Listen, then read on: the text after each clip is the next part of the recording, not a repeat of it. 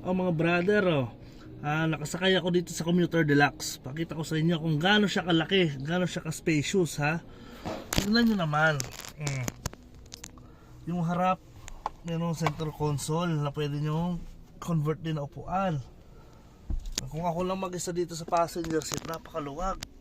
Tapos tignan nyo yung tignan nyo tong windshield, napakalaki. Kitang kita nyo lahat pag nandito kayo nakaupo, lalo sa driver seat.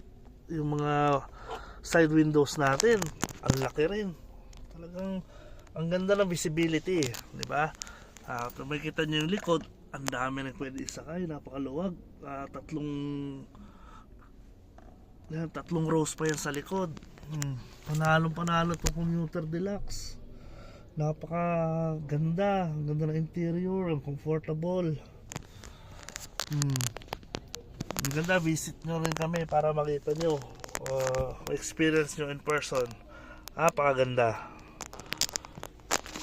Panalo.